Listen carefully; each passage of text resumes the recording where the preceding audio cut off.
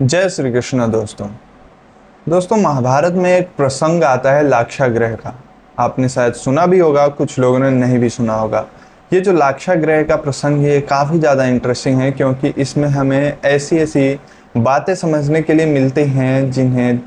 Real life में देखना काफ़ी ज़्यादा ज़रूरी हो जाता है। दोस्तों जो अर्जुन हैं यानी कि जो पांडव हैं और दुर्योधन है यानी कि जो बाद में कौरव का रूप ले लिया गया, उनकी टीम का नाम कौरव रख दिया गया, इन दोनों के बीच में हमेशा लड़ाइयाँ होती रहती थीं। ये तो आपको पता ही होगा, क्योंकि दोस्तों जो दुर्योधन है उसके जो मामा श्री हैं वो हमेशा दुर्योधन को इस बात को लेकर हमेशा बहकाते रहते थे कि इस जो ये हस्तिनापुर है इसका अगला राजा दुर्योधन को ही होना चाहिए, जो कि किसी भी तरीके से सही नहीं था। क्योंकि पुत्र मोह में पागल धृतराष्ट्र को यही नहीं समझ में आ रहा था कि वो किसी का उत्तरदायित्व निभा रहे हैं। वो इस राज्य का राजा नहीं होते यदि उनके जो बड़े भाई पांडु थे वो इस राज्य को छोड़कर नहीं गए होते अपने पापों का प्रायश्चित करने के लिए। इस कारण से उन्हें काफ़ी ज़्यादा हमेशा दुख रहता था कि अगला राजा कौन बनेगा, क्योंकि वो अगर अपने पांडु भाई के पुत्र को इस राज्य का राजा बना देते हैं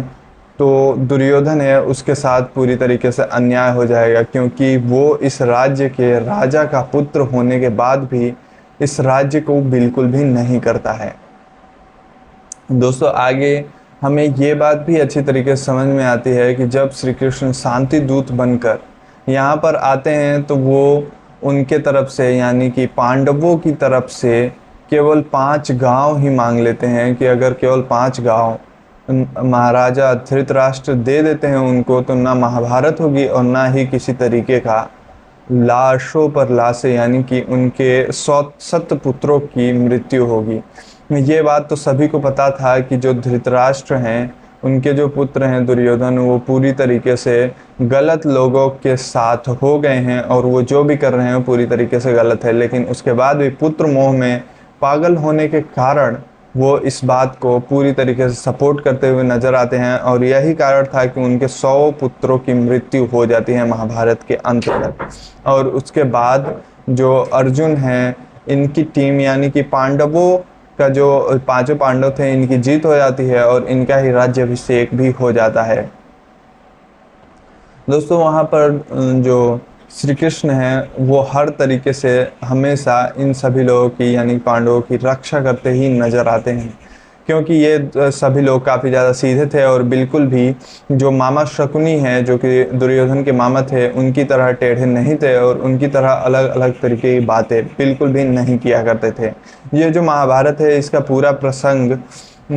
अगर मामा शकुनी नहीं होते तो बिल्कुल भी नहीं रचा जाता, क्योंकि आगे आने वाले समय में न ही दुर्योधन राज्य मांगता और न ही धृतराष्ट्र को पुत्र मोह में पागल होकर उसे राज्य देने के लिए ये महाभारत का पूरा खेल रचना पड़ता। दोस्तों जो लाक्षागृह का काम है ये भी पूरी तरीके से दुर्योधन के साथ मिलकर उनके मामा ने ही रचा हुआ था, ताकि जो पांडु हैं उनका पूरी तरीके से उनका परिवार ही खत्म हो जाए, उनका समूल नाश हो जाए और उसके बाद यहाँ पर जो दुर्योधन है वो इस राज्य का राजा बनेगा। और उसके